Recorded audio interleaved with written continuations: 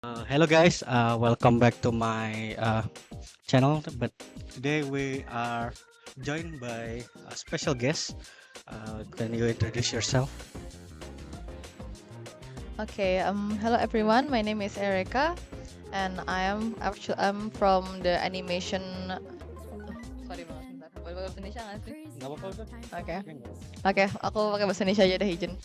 Oke, nama aku Erika dan aku dari jurusan DKV Animasi B28 dan aku tuh asalnya dari Surabaya, Jawa Timur. Oke. Oke, jadi video kita kali ini guys, ini cuma interview ke kakak ini tentang sekilas-sekilas tentang Binus dan UKM Nippon. Kalau kalian tertarik atau apa? Oke, pertama, kenapa Binus? Kalau dari pengalaman pribadiku dulu, aku itu belum tahu mau kuliah di mana kan. Jadi kayak mamaku bilang gini, ya udah kamu binus aja tapi jurusannya pilih yang kamu mau. Ya udah jadi kita kayak mamaku kampus, aku jurusan. Oke, kita deal gitu kan. Terus aku kayak akhir-akhir ini nanya, "Kenapa sih binus?" Ternyata binus itu prestasinya banyak. Dia apa ya, univ swasta terbaik lah bisa dibilang kayak gitu kan. Makanya mamaku mau nyemplungin aku di sini gitu supaya aku bisa ngembangin soft skill sama hard skillku juga sama di sini sama teman-teman baik juga gitu. Ah, berarti ini udah apa? Udah semester berapa ini? Tiga. Sekarang iya semester 3. Semester tiga. Apa aja pengalaman yang masih kakak ingat sampai sekarang yang setelah menjadi mahasiswa Binus? Oke, jadi aku itu selama di BINUS ini ngalamin ups and down, tapi upsnya tuh kayak banyak banget sih. Aku itu waktu OTP itu seru banget. OTP kalian zaman kalian next ya, orientasi itu kayak seru banget ketemu teman-teman juga yang baru-baru kenalan gitu. Terus selama kerjain tugas-tugas juga sama teman-teman itu kan, kita tuh semakin deket dan sekarang nggak sadar aja udah setahun gitu. Terus juga dosen-dosen di sini juga seru-seru, apalagi dosen-dosen di jurusanku itu mereka tuh kayak chill banget gitu loh. Kita nggak panggil mereka Pak Bu, kita manggilnya Kak gitu. Itu seru banget. Di BINUS kayaknya di univ lain juga jarang deh kayak gitu. Itu keren. Dosen seru ya. Beda beda cerita sama sistem. Beda dong. Apa kalau di sistem itu dosennya ngeri lah, ngeri. Bisa dibilang ngeri. Oke, dari semua dosen yang pernah ngajar, top 3 siapa ini? Nah, pasti ada banyak kan, dosen-dosen matkul gitu-gitu. Aku tuh terlalu suka banyak dosen, jadi aku kayak nggak bisa milih. Tapi ada satu yang paling aku ini sih look up gitu, aku admire. Ada namanya Kak Rifki, dia dosen itu dia B2, ini dia B18 kalau nggak salah. Dia 10 tahun lebih muda, lebih tua, jadi kayak beneran kayak abang gitu. Dan dia tuh udah jago banget, dia tuh pengertian banget. Kayak aku belum selesai ngerjain tugasnya. Oh nggak apa-apa, kita selesai di kelas gitu kan, kayak gitu. Itu baik banget. Kak, aku belum ngumpulin ini. Oke, deadline-nya aku undur gitu. Itu baik banget sih. Terus dua lagi tuh, aduh aku nggak bisa mikir. Tapi kalau dipikir-pikir mungkin kayak ada Kak Adit lah. Kak Adit juga ngajar kayak Kak Rifki, dia ngajar 3D gitu. Terus ada juga, sebenarnya ini agak melenceng, tapi Bu Cindy.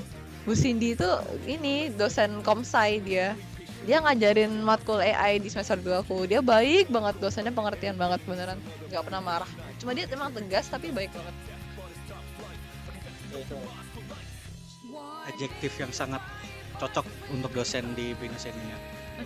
Oke, jadi pertanyaan selanjutnya, what do you think is the most stressful subject in apa tadi? Di sekarang ini kan. Iya. Ya di Binus ini menurut kakak apa yang paling bikin buat otaknya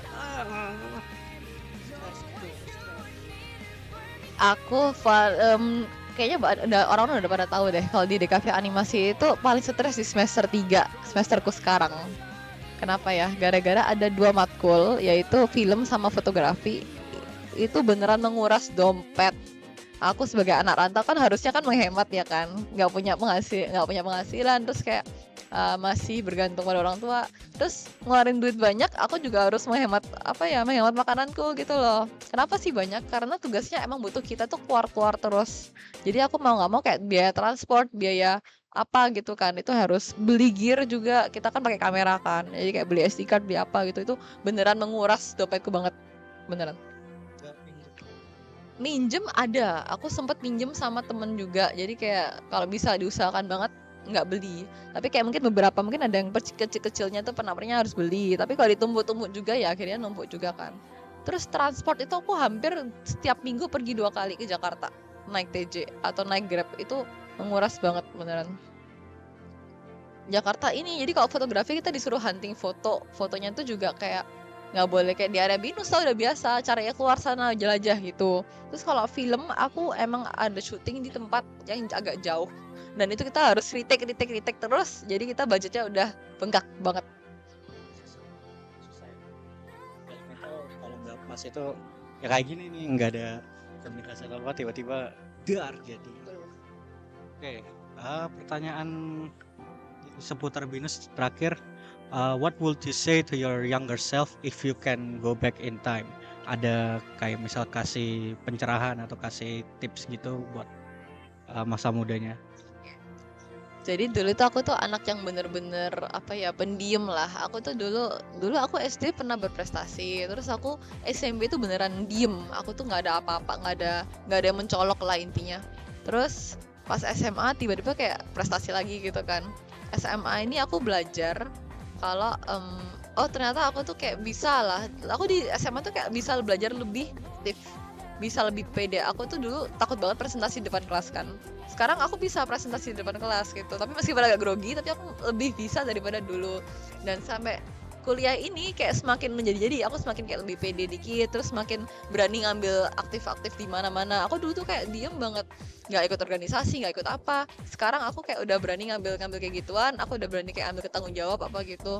Jadi kayak aku tuh pengen diriku tuh kayak sadar, berani dikit lah, maju dikit gitu. Ya, jangan kayak di comfort zone terus, kayak keluar dikit coba gitu loh. Keluar comfort zone itu tidak salah.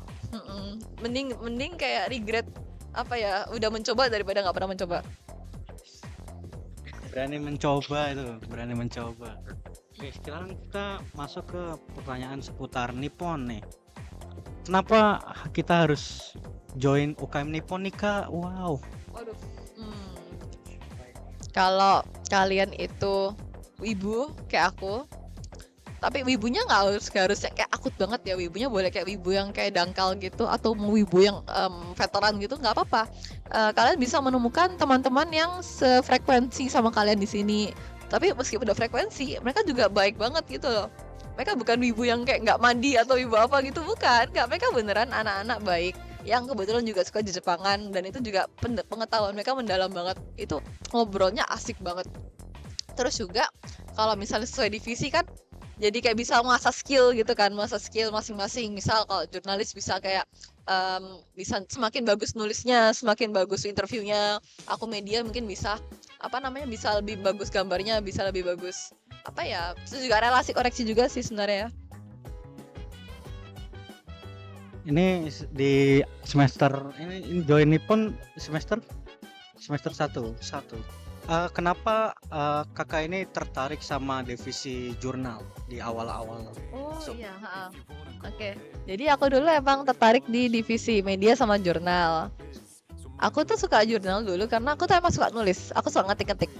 Tapi aku tuh malu banget kalau interview. Jadi aku tuh pinginnya kayak kerja di belakang aja gitu loh, yang bagian nulis-nulis, bagian ngetik-ngetik kayak gitu. Aku tuh suka banget ngetik-ngetik, terus kayak pakai KBBI, pakai PB itu aku suka banget kayak gitu.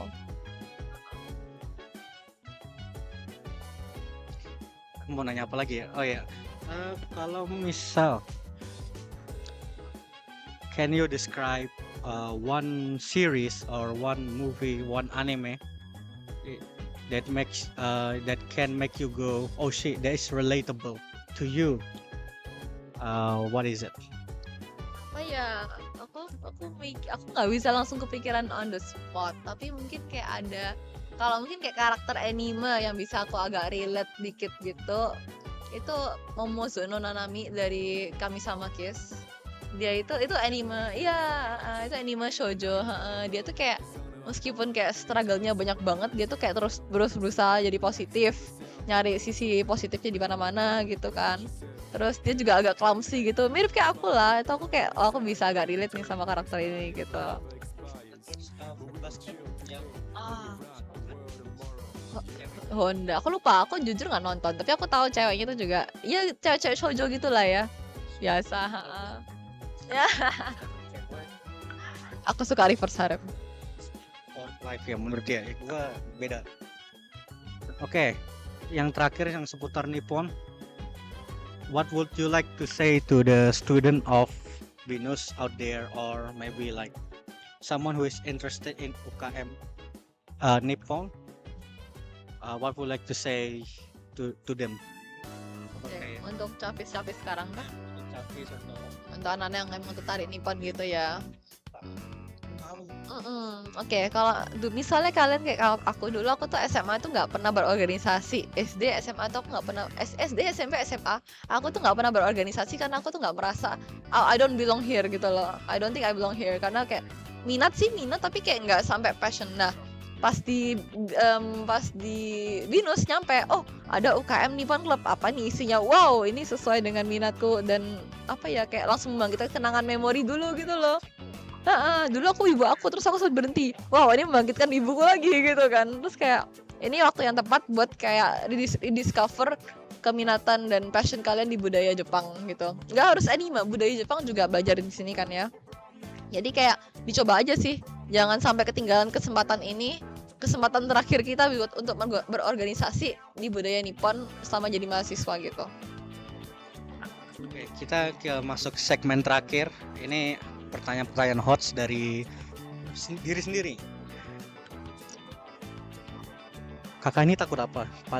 Paling takut apa di dunia ini? Apakah misalkan serangga atau takut dengan hal-hal yang normal, misal takut dengan kematian begitu? Oke, iya lucunya itu aku nggak takut sama serangga atau hewan-hewan gitu, tapi aku aduh, aku takut dapat nilai jelek, deadline, nilai jelek, gagal itu. Yang realistis aku tuh takut kematian sih. Oke lah, tapi jujur aku lebih takut gagal deh, gagal. Terus kayak apa ya? Oh, aku takut dibicarakan di belakang. Itu ya guys, beda. Struggle mahasiswa itu beda sama orang-orang ini. Oke, selanjutnya, if you can have any fictional husbandos to come to life, who would you pick and why?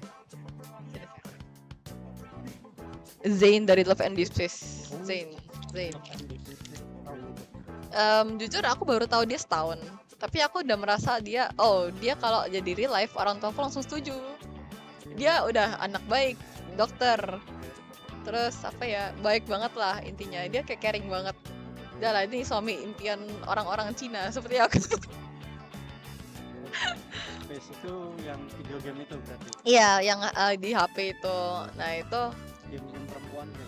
itu otome game. Dia beneran kayak di cater buat cewek-cewek gitu loh. Itu kita beneran merasakan, meskipun mereka nggak nyata, kita sadar lah mereka nggak nyata. Tapi kalau mereka nyata, itu udah hidupku udah selesai. Aku udah mau sama dia. Aku nggak mau kuliah, aku langsung nikah dah. Langsung nikah guys.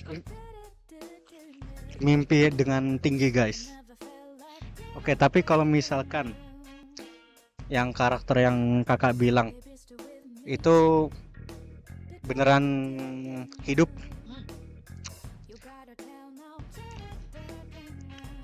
siapa yang dominan? Astaga. Nggak ada di list pertanyaan ya guys ini. Saya on the spot. Kayaknya Kakak ingin yang menjadi dominan apa menjadi submisif? kayaknya lebih dia yang lebih dominan. Aku sih bisa membuat keputusan sendiri, tapi kalau misalnya dia emang membuat keputusan yang kayak bisa beneran kayak membenefit kedua kita, ya nggak apa-apa. Bukan tentang yang aneh-aneh ya, maksudnya dominannya tuh kayak dalam hubungan kan, siapa yang gerak duluan, siapa yang itu duluan. Kamu jangan pikir yang aneh-aneh ya. Ya, oke, kita ganti pertanyaan aja guys. Oke. Genre apa yang kakak suka dari video, dari anime atau dari manga yang pernah kakak tonton? Misal romance atau apa kayak? Kayaknya udah banget gak sih, aku suka romance sama Shoujo. shoujo. Betul, shoujo dan romance aku suka banget. Itu udah topku paling bagus. Apalagi shoujo yang zaman dulu tuh kayak bagus-bagus banget sih gitu. Kita ganti agak melenceng dikit. Tipe cowok fiksional guys. Apa nih? Yang Iya. tinggi, yang rambut hitam, rambut putih, agak hitam dikit. Nggak ada tipe fisik ya. Kalau fisik nggak ada tipe. Oh, beneran nggak ada tipe. Tapi aku tuh lihat dari kelakuan dia caring nggak? Mungkin dia agak sendiri nggak apa-apa. Yang penting dia caring. Terus apa ya? Perhatian lah. Terus apa ya? Peka lah ya. Peka boleh peka. Terus bisa provide dia. Ada inisiatif kayak gitu. Duit banyak dipertimbangkan dulu. Oh no, jangan. Oke, ini pertanyaan terakhir ya. Kalau kakak bisa menghapus salah satu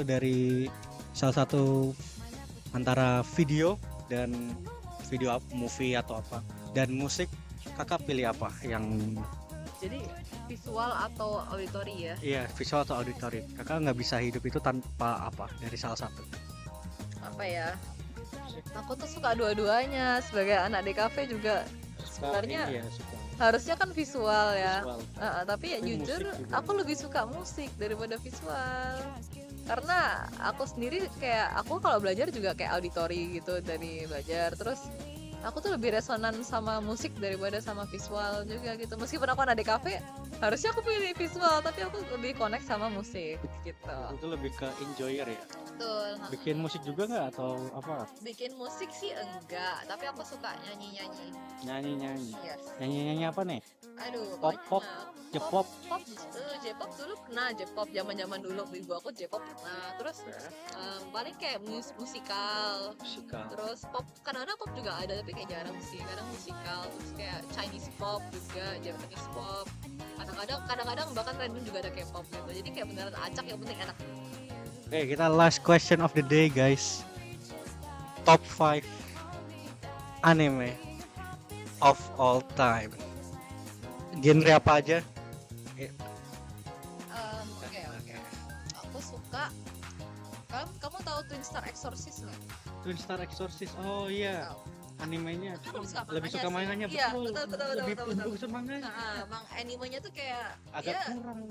dia tuh kayak melenceng dari plot aslinya gitu. Ya, ceritanya berubah banget. Dia di rush Berubah iya. Terus aku juga suka. Kamu tahu Shugokiara nggak? Apa itu? Shugokiara itu anime shoujo tahun berapa? 2006 kalau nggak salah deh. Pokoknya dia jadul banget deh. Itu matanya masih kayak tipe berbinar gitu loh. Nah, itu bagus itu tentang school life gitu. Terus kayak magical girl tapi agak dark juga gitu. Terus apa lagi ya? 2 itu 3. Tadi kami sama Kiss kamu suka Kayak kami sama Kiss. Terus aku Apothecary Diaries. oh, Surya itu aku baru suka. ya? Kalau Surya itu masih baru ya, terbilang baru kan. Ya, bisa Aku saking sukanya aku udah mulai baca novelnya. terakhir top 1 nih, top 1. Aduh, aku nggak bisa di rank. Aku suka semuanya. Apa ya itu lagi ya? Terakhir yang masuk top 5. Apa ya? Nggak kepikiran.